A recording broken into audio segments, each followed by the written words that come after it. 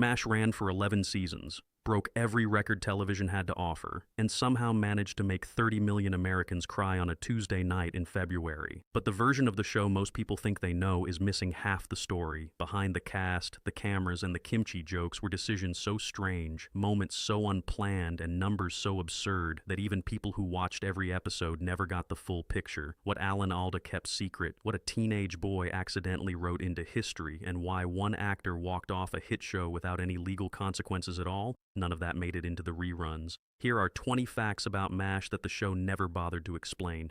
Fact 1. Alan Alda was the only cast member handed the complete finale script, and producers made that call on purpose.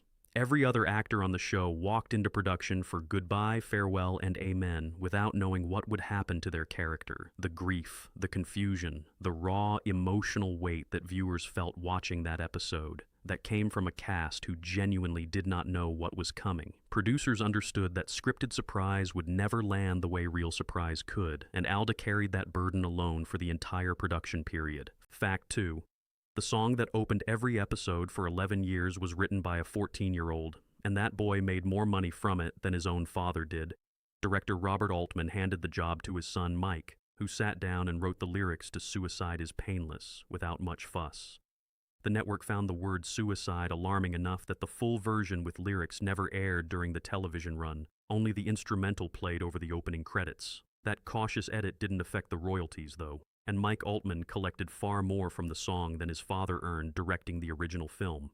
Fact 3. After 11 seasons, the writers exhausted every name they could reasonably invent, so they started pulling from the Los Angeles Dodgers baseball roster instead. When the Dodgers list ran dry too, they moved on to friends, family members, and former girlfriends. Hundreds of wounded soldiers passed through the 4077th over the course of the series, and the names attached to those characters came from increasingly personal and unexpected places. Anyone paying close attention to the background dialogue across those later seasons was essentially hearing a private address book read aloud.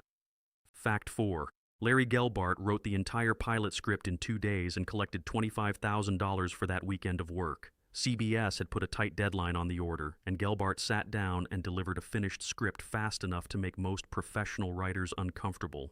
That 2-day rush job became the foundation for one of the longest-running and most decorated series in American television history, which is the kind of detail that makes deadlines feel slightly less catastrophic in retrospect. Fact 5. No blood appeared anywhere in the first episode, not because the show wasn't ready for it, but because CBS executives weren't. Network leadership in the early 1970s found the idea of visible wounds during surgery too graphic for prime time, so the pilot kept the operating room sanitized in a way that bore almost no resemblance to what field surgeons actually dealt with. The realism crept in gradually over later episodes as the network loosened its grip and the show became sharper and harder for it. Fact 6. Alan Alda wore the same pair of combat boots from the first episode through the series finale 11 years later, and when production wrapped, he carried them home. No replacement pair, no rotating stock of identical boots. The same worn leather through every season, every surgery scene, every argument with Frank Burns, and every late-night operating room marathon. When the show ended, those boots had logged more screen time than most actors who passed through the 4077th, and Alda kept them because some things earn the right to be kept. Fact 7. Radar O'Reilly's teddy bear, the small worn companion tucked under his arm through dozens of episodes, sold at auction for more than $11,000 after the series ended, with some reports placing the final number closer to $14,000. A prop that cost almost nothing to produce became one of the more expensive television artifacts ever sold privately, which says something about the attachment audiences formed with even the smallest details of that show. Fact 8. The actors filming the scene where Henry Blake's death was announced had no idea it was coming. Producers kept the Season 3 twist completely hidden from the cast, and the cameras captured their reactions in real time as they learned their commanding officer had been killed in a plane crash on his way home. The devastation visible on screen during those final seconds of that episode was not performed. It was felt, which is why that moment still holds up as one of the most affecting in the show's entire run. Fact 9. The Korean War lasted 3 years from 1950 to 1953, and MASH ran for 11 seasons. That gap means the fictional soldiers of the 4077th spent nearly 4 times longer dealing with battlefield casualties on a California hillside than real soldiers spent fighting the actual conflict the show was based on. Television has a habit of outlasting its own source material, but rarely by that particular margin. Fact 10. Alan Alda directed 32 episodes of MASH across the series run, including Goodbye, Farewell, and Amen, the finale that drew 106 million viewers and still ranks as one of the most watched broadcasts in American television history. He came in as a performer and left as one of the most influential creative forces the show had, which is not the trajectory most actors follow on a long-running network series. Fact 11. 106 million people watched the MASH finale on February 28, 1983. Streets emptied out, bars filled up, and the number of viewers who tuned in exceeded the audience for most Super Bowls broadcast around the same period. No scripted television episode has matched that number since, and the circumstances that produced it, a beloved cast, a decade-long investment from the audience, and a production kept deliberately secretive, are almost impossible to recreate. Fact 12. Corporal Klinger was written for one episode, a single gag about a soldier wearing dresses to convince the army he was mentally unfit for service. Jaime Farr's performance landed well enough that producers kept inviting him back, and the character who was supposed to disappear after a quick joke became one of the most recognizable figures in the entire series. By the time the show ended, Klinger had outlasted characters who were built to be permanent from the start. Fact 13. The MASH theme song nearly got pulled from the show entirely before it ever aired because the word suicide in the title alarmed network executives enough that they considered rejecting it.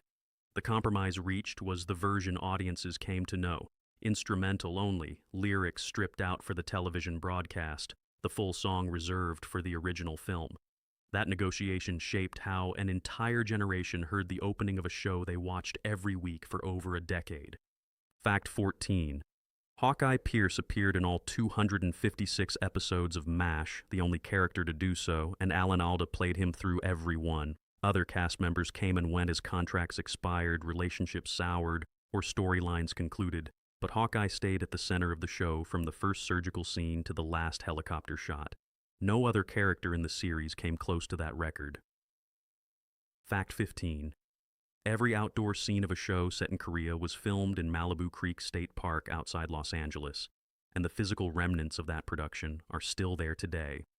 Rusted set pieces and a marker identifying the former location of the 4077 site in a park where hikers now walk past them without always knowing what they're looking at. The Korean landscape that millions of viewers accepted without question was California the entire time. Fact 16. Margaret Houlihan was not invented from scratch. She was drawn from real nurses the author of the original MASH novel encountered while serving in a Korean warfield hospital. Richard Hooker built the character from actual observation, and Loretta Swit then carried that foundation through 11 seasons of television, shaping Houlihan from a rigid enforcer into one of the more layered characters the show produced. Fact 17. Gary Berghoff is the only actor who appeared in both the 1970 film and the television series, playing Radar O'Reilly in both versions. Every other character was recast entirely when the show moved to television, but producers held on to Berghoff because the combination of comedic instinct and genuine warmth he brought to the role was not something they believed another actor could replicate. He remained the single point of continuity between two very different interpretations of the same story. Fact 18. Wayne Rogers left MASH after season 3 because he felt the show was developing Hawkeye at Trapper John's expense, and because he had never signed a binding contract, he walked away without any legal consequences at all. Trapper John disappeared from the show between seasons without an on-screen farewell, and the character of B.J. Honeycutt arrived to fill the space. Rogers' departure remains one of the cleaner exits in television history simply because the paperwork never locked him in. Fact 19. Loretta Swit stayed with MASH from the first episode to the last, one of only 4 recurring cast members to do so across all 11 seasons.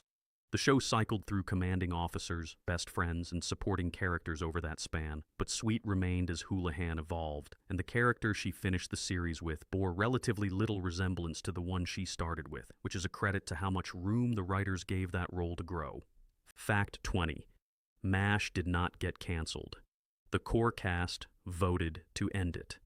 After 11 seasons, the people who had built the show decided they had told everything worth telling and agreed collectively that finishing strong beat fading slowly. Networks do not often hand that decision to a cast, and casts do not often make it cleanly, but this one did, which is why the finale felt like a conclusion rather than an interruption. 106 million people showed up to watch the result.